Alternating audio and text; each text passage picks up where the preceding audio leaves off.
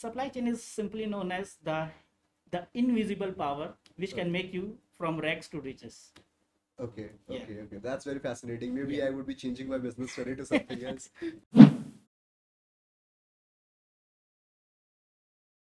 Hi, and welcome to another episode of McLaren Cast, an McLaren Academy show. And in this episode, we have someone very special with us, someone from the retail industry, so that you can get an idea of the supply chain management system. So, hi, Anurag. Hi. Hi. So, Anurag, how about we start with an introduction? Okay, sure. I would like to thank you for giving me the good opportunity to explain about myself and about my retail experience. Basically, my name is Anurag, and I belong from a retail industry. And in retail industry, also, I would like to tell you it's a very vast industry. It consists of many different departments. It can be single terms. Like if you want to explain me, you can explain this like selling of any goods or merchandise or services, including from top to bottom. Like example, you can sell from a needle until then aeroplane. Everything gets covered until in the retail industry. From myself, I am having a specialization in interior design and furniture department. And in that also, it has a different approach for me as I'm working as a merchandise analyst. I was working before as a merchandise analyst, and now I'm working as a sales and supply support specialist.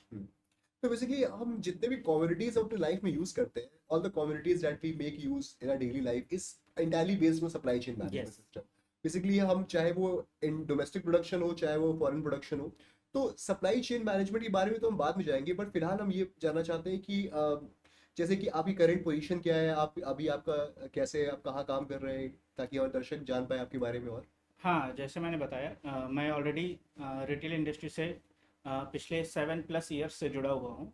And I have experience in very different major brands. Some of them I can tell you as a name as I worked with Puma for a short period of time. Then I was in Landmark. Then I was in a different brand, Home Center, and I currently am working with one of the major furniture giant of the world. and your position is right now Yeah, and my position is a sales and supply support specialist.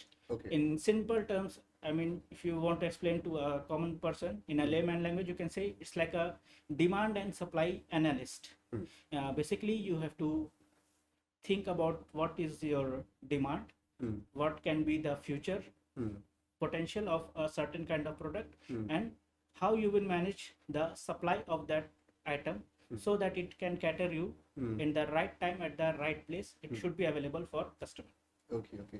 So those of our audience who doesn't know, actually Anurag is currently based in Kuwait. So Anurag, how about we start with Kuwait? I mean, everyone has, we have heard a lot about, working in the Gulf countries and all those different kind of conceptions and all. So how about you shed some light onto it?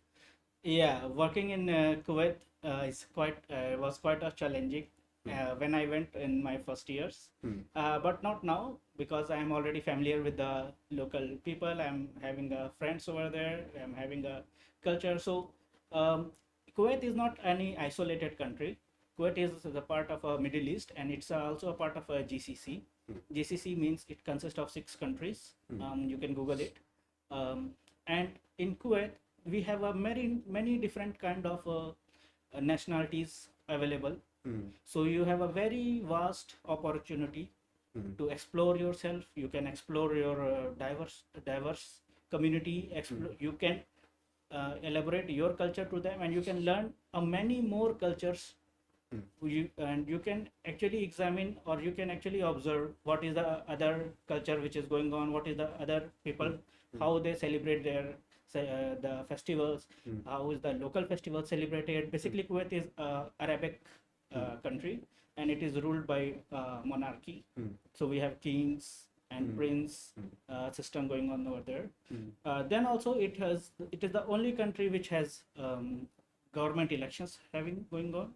So it's kind of a mixed culture, you can say. And retail sector wise, as you can get it from the Gulf, that it has a very vast potential in the retail sector.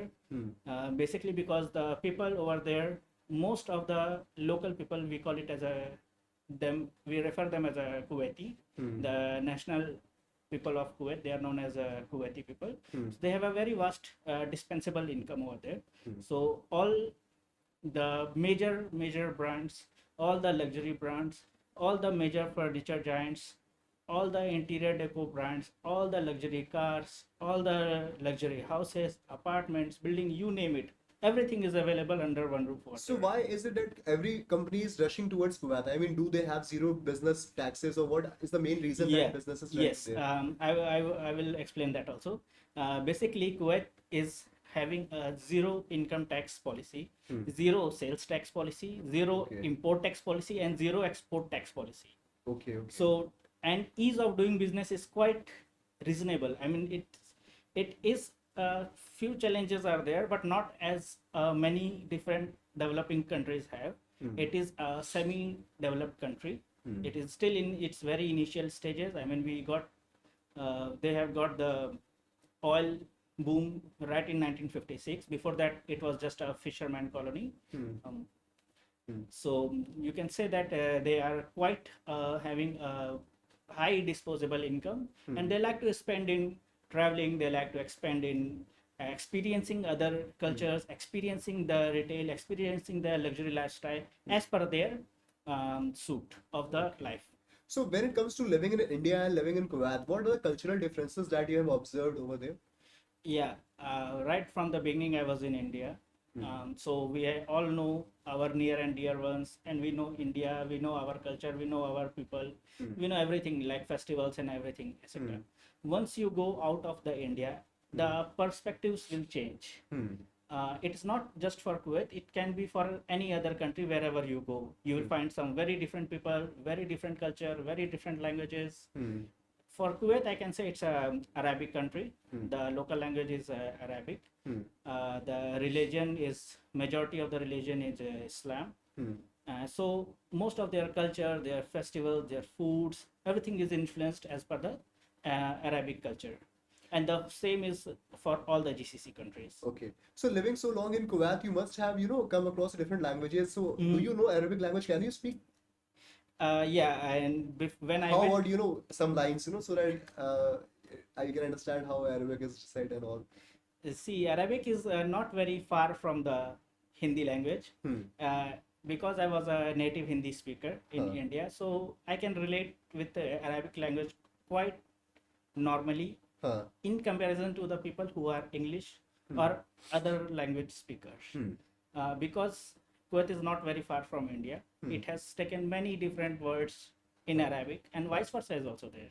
Okay. So if your listeners want to say something to me in Arabic, I can introduce myself. Okay. Yeah, if I can say Ana isme Anurag, Ana work in Kuwait, Sabah, Sabah शहर, Ana work in retail को क्या बोलेंगे? Retail will be retail. Retail Let's will be think that. retail. But Yeah, again, yeah, we yeah, got a yeah, gesture. yeah. Yeah. Okay. So basically, I told is just for the clarification, I told that my name is Anurag. I live in Kuwait and I worked for 7+ years. Okay, okay. So, Anurag, being from India and being from a country which has such a large population working in the IT sector, how do you end up into the retail and supply chain management? I didn't ended up in supply chain management. I started my study in the retail management. Actually, when I was in after 10+2, when I passed, I got opportunity to have a admission in Retail Management Institute, which is run by FDDI. That is a Government of India institute. Delhi, Noida. In Noida, yes, Okay. correct. It's headquartered in Delhi, Noida. So I was in Delhi, Noida. I think that's the top college to start with in the Yeah, retail yeah, industry. yeah. It's a very good college. Not many people know about it. But Exactly. I mean, there has to be a lot of awareness around that college. yeah, it's a very good college, having very nice contacts, very well placed alumni. Most of them are in a big giant retailers, and most of the people who have grown up to be an entrepreneurs also, and are very successful ones. I had a good opportunity to work with them. I interacted with many of my seniors, even some of them are still in my contacts. So my core was retail management. Actually, it was fashion, merchandising, and retail management. So I had 4 options, but I chose to go for the retail management. Retail management has a very vast department, again, there is a very big opportunity in merchandising, sourcing, planning, executing, and supply chain. So all of that you can do only and only if you have a big supply chain setup. If you have a nice supply chain setup, there is endless number of possibilities. You can scale up your business n number of times. I mean, there is no limit. Actually, this podcast is basically focused on the entrepreneurs who want to build their own business. So, as part of that particular process, I want them to know more about the retail and the supply chain management system. So, if you could shed more light onto it. Yeah. As the retail, you people must have known already that retail is just, in simple terms, retail means buying in bulk and selling in pieces. So, and it can be done for anything, like anything you see around yourself. Everything gets covered in retail. I mean, right from your local grocery market to a big retail malls, everything is retail. Whatever people are buying in bulk and selling in the small batches to the end customers for their own consumption, that is retail. Achha. Yeah, there is like two concepts in retail. One is B2B and one is B2C. B2B simply means business to business. Like, I am a big supplier, I am supplying to you, and you are also business, but you will not consume yourself.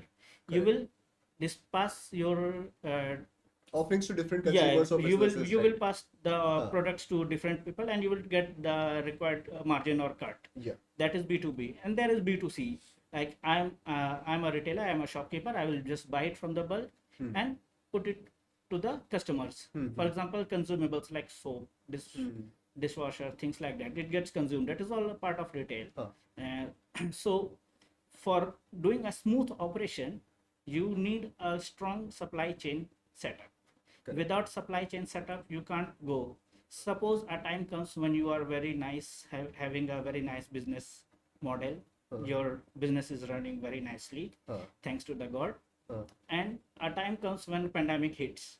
Just for an example, now you have the demand, but you don't have supply. Now you are stuck.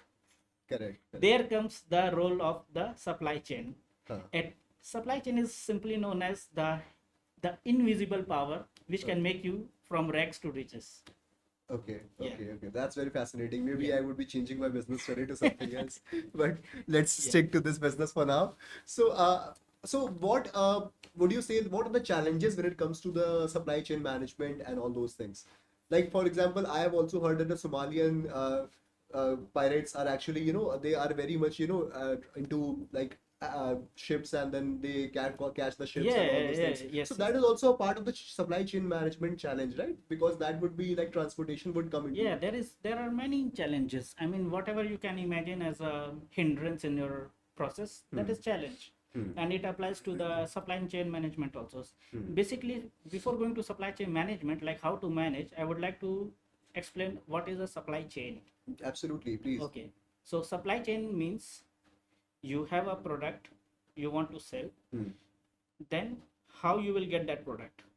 Either you will get a manufacturer to manufacture, or you yourself are a manufacturer, you will manufacture the things on your own, or you will get it from a farmer or supplier, or you will get it from the vendor from within a country or outside the country. Then you will check the rates, what is the price of that item, what is the costing it will incur. Then the major part comes the shipping part.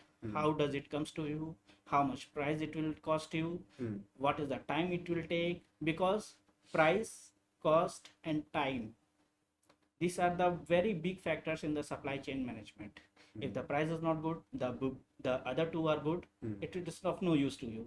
I mean, there is no use of doing any business if there is margin. No margin. Yeah. There is no margin. I mean, you can't do a charity. Correct. On business. Yeah. Second, your supply time. If a product is taking a very long time to prepare and ship to you, that is of no use. And if it's perishable, it will. And if perishable, you cannot. It's a complete loss. Yeah, you cannot just think of having a 2 months of time just to have a shipping from point A to point B. Correct. Okay. The third is what I said.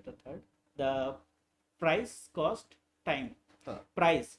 You have to check the final price of that item. Okay. it includes your costing, it includes your labor, it includes your premises if you're doing online, the other so resources Because which it has to compete with the yeah, everything domestic has, products and all. everything at the last moment it will drop down to filter Yeah. up to the price. So we never thought ki, like there's so much thinking about Yeah. behind such a simple product that we are buying on a daily basis. I mean, everything has to be correct, has to be right Yeah. for a business to survive. And everything is correct, but it should be at the right time also. Yeah. Suppose you have ordered a product for Diwali today Huh. and it is arriving on the day of Christmas. What's the use of that product? Absolutely nothing. It's a complete waste of Yeah. time and money. Until and unless it's a lighting product, you can hang it on the Christmas tree also. Yeah, yeah. Even then, the customer is not going to Yeah, buy now because yeah. he And doesn't. if you have, if you want to get a Santa Claus tree Huh. on the Christmas day and it is arriving on Holi, Huh. then what's the use of There that? is no point in having Yeah. it. Yeah. And you have invested money, obviously you will not throw it out. Yeah. It will come to you. Not what you will do. You will store it in a storage facility. Huh. You will pay the rent until the next Christmas comes, Christmas. and then you will sell it. Yeah. And now imagine what margin you will have it if you have already invested so much of unnecessary costing on Cost that. into it. Yeah. Correct. So, Anurag, how about, I mean, what are the different components of a supply chain? Like logistics is definitely a component. yeah. And for someone like us who is not from the industry, all we know is like operations, like logistics and all. So what are the different components of a supply chain management system? See, first of all, you have to identify the need of the customer. Okay, need of the customer, it will be told by a sales team, because they are the one who are interacting with the customers on the day-to-day basis. Correct. They know what is good for customer, what the customer wants, what the customer need, and what the customer will be wanting in the future. Now, as a supply chain analyst, if you are sitting at my position, or anyone who is interested in supply chain, they have to take all those inputs, processes as per their system. If the system allows, like if a product customer wants after 4 months, can you provide after 4 months or no? Then at what rate you will provide, how you will provide, how much you will provide. Can you scale up that if you have a emergency requirement for that? Are you able to cope up with that or no? Or you will just for the sake of emergency thing, you will end up with too many stocks and then it will not sell. You have to see that also. Correct. You should not go into a shortage, and you should not go into a excess. Both are harmful for the business. So you should have the so much information and thinking that the product, whatever you are requiring, should be at a very specific period of time, and it should be in a very limited quantity, which can just satisfy your customer need. Because ordering in bulk will of course get wasted, right? If you can see the pricing. The vendor, wherever you will ask, okay, give me 10 pens, he will say, sir, take 100, I will make 5 rupees less. You will take 100, but do you really want 100? Are you able to sell 100? If your business is just for 10 pens, why you will take the 100 just to save the costing on that pen? And then you will sell 10, max to max you will sell 15 or 20. The business got doubled, but what about the rest 80? What you will do with that? Absolutely nothing. It will be wasted. It will be waste. It will be waste. What if the trend gets changed in the next season? It's gone. Yeah, again, this is something we haven't never thought about, because the trends is definitely constantly the trend changing. trend is nothing but the customer's thinking. What customer needs, he needs. Customer is king. He is not going to compromise on anything. He will not say, okay, you have bought 100, give me 50 pens. It's no use for him. He will say, second pen I will want in red design. Fourth pen, something else. Fifth, he doesn't want pen. He wants something else. He wants cupcakes. Okay, I mean, that is a different mindset. Okay. So, working in this industry, Anurag, what are the challenges that you have faced working on your part? I mean, as a job in the retail industry. As we are analysts, our job is to analyze the part which is already going on and to predict the future.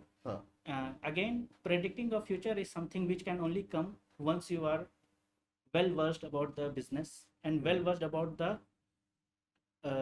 local culture wherever you are working or wherever your business is dealing with. It's very important to know your people. It's very important to know the culture of the what they want, how they need, when they need, how much they need. And first of all, you should know the requirement of the people. That you can get it from the seeing the people who are dealing with the people, like sales team. You can get all those information, what they need, what is the requirement. Okay, suppose product number A, it's not performing. You can get the feedback about that. What the customer really likes about that product, which doesn't likes. Is there any alternative you can cater? No. If yes, then how much it should be there? Or if something gets finished very quickly, do you have anything else in the inventory which can support your sales? Otherwise, you will have a loss of sale. That's Correct, not good for correct. your business. Ultimately, it's a loss. Yeah, ultimately it's a loss. It's a loss of sale. It's a loss opportunity. Customer needs, but you don't have. You It's don't a lost have. opportunity. And they'll go to another competitor Yeah, for simply. sure, for sure. Huh. There is n number of people sitting in the market with the same or similar products. Correct, The correct. customer will buy it from there, but you ultimately it's your loss. And once you start buying from your competitor, he'll also buy different other products which he would have probably brought from you. But Yeah. now he's buying from the competitor Yeah, also. many times it So it's happens. not just a loss on the sale of those items that are not available, but also those are available too. Because the Yeah. customer loss will be a lot of loss for the business. And you will, in the long run, for a business to have a decent customer base, it is very good that you have a good customer satisfaction. If customer is not satisfied, he cannot be your repeated customer. Correct, correct. Suppose if customer says, I want product number X, but you don't have, you say, okay, get product number Y. He will buy one time, two time, third time he will not come to your shop. Correct. And he will tell to his friend also, okay, this guy doesn't have product number X. Yeah. They are selling me only product number Y. Huh. The other one he has, go and get it from there. So you Correct. have lost your loyal customer, you have lost your potential customer also. Yeah, and the word of mouth spreads like Yeah, fire. I mean, yeah. like negative news Yeah. spreads like wildfire, while positive news takes time to move. Right? And now it's a trend of TikTok and Instagram. One post can make you rich, one post can make you poor. Absolutely. This Yeah, is so you social have to be media. very careful on that part also. Yeah. And it's a very good, you can say it's a very good advertisement tool. If you have anything new which can get the customer's attention, just put it on, post it, put it in a nice way and post it. Nowadays, Instagram, Twitter, that's like a short video formats. They are having a very nice business opportunity. It's not just for singing and dancing, it's for a business point of view also. It's very nice things. Correct. Nobody is interested in seeing a 5-minute video, 10-minute video. Just Yeah. 15 seconds, 30 seconds will do a Yeah, job. the time span has been Yeah. decreased a lot Yeah. for every human. Like, I mean, No. we have so much of distraction that it is really hard to focus on one thing. Customers are just scrolling. If they will find interesting, then they will stop. Otherwise, you will get scrolled up. Scrolled up. Correct, correct, correct. Hopefully, don't scroll us up. have a view of this podcast. Yeah, for sure. Yeah. So, I mean, like we have talked a lot about the industry. So, how about we talk about you? I mean, what were the biggest challenges that you have faced as in your life? I mean, on Challenges in the terms of professional life. professional life, absolutely. Yeah, because right from finishing my graduation, I went to abroad. I was just 20 years of age, so I don't have any more personal life here. I just have my professional life. That's it until now. Yeah, you have been Yeah. out for so long. Like, you Yeah. have been out for like 7 to 8 years. Yeah, it's my Yeah. 8th year going on. Hopefully, it should not extend. I believe so. Okay. Yeah. But I the do- biggest challenge I think so with the people working abroad is that they do not. I mean, the salary that you get as a part of working on a different countries in a foreign country is actually reduced when it comes to India. So does this happen? I mean, do your salary gets reduced, or do you find it hard to find similar packages in India as compared to the foreign countries? Yeah, places do matter, and it matters a lot. Just don't compare India with abroad. Compare within India, as a, like you can see if a person is working in Mumbai at same company at same position, if he is getting, for example, 1 lakh salary a month, and he will start working in some tier 2 or tier 3 city, obviously his salary will get decrease. Why? Because companies also know that living in a city like Mumbai or metropolitan city is much harder than living in a tier 2 or tier 3 It city. is more expensive. Yeah. Correct. So the companies know they will not just give you a flat package. It same thing applies to abroad. If you are working in a very high expensive city, the pay rates will be high, but your expense will be also quite high. Absolutely. Yeah, so that's the same thing. I don't think so there is much of a difference. The only difference is differences of places. an experience because An working with experience different. for sure experience. If you are a well experienced guy, if you have a Hmm. nice educational background, you're doing great in your company and in your department, Hmm. of course you can get whatever you want. Hmm. But if there is a lack of education or lack of experience and you are not able to cope up with the changing trends, Hmm. then it will have an impact on you, either in terms of professional life or in terms of monetary funds. Okay, okay. So reverting back to this previous question, so what were the challenges that you faced moving out to a different country? Yeah, first of all, language barrier. Yeah. That's a big barrier. Yeah, it's a very big barrier. So do people in Kuwait speak English? Yeah, Kuwait. Kuwaitis that nowadays they are very well versed in English. Okay. Most of them are getting education abroad, like UK, US, Canada. Okay. So most of them they know English very well, but the local preference is Arabic. Hmm. So if you are in a retail sector, you can't just speak English to each and everyone. I mean, you will get n number of people who will speak only in Arabic. So you should Correct. have the local language understanding also. Yeah, yeah. And it is a very known fact, even if you come see by yourself, if you are going to buy anything and if the salesman is just speaking English, you will feel a bit uncomfortable. Correct. Whereas if the same person he will start speaking in your local language, you will feel more open to him, you will start asking more questions, you will understand the product very well, and you will respond to him also. If you will just say speak in English, okay, I will see it later, but you will start speaking in your local language, you will start explaining the same product in your local language, you will start interacting with him, you will get to know more about the items, you will start asking more questions, and ultimately it will end up in a buying. As a sale. Yeah, as a sale. You will convert that potential customer into your loyal customer. Absolutely, engagement is a Yeah, way yeah, that leads to yeah, sales. yeah. So first, anywhere you go, you should learn local language and local traditions. You should not speak or act or do anything which is not in the favorable to that country. Correct. It's very, very known approach for any retail brand. I mean, it's just one Facebook post can do anything. To be very careful, and it's not a challenges, it's just a local learning which you can get. Challenges part is the language. You should overcome the language barrier.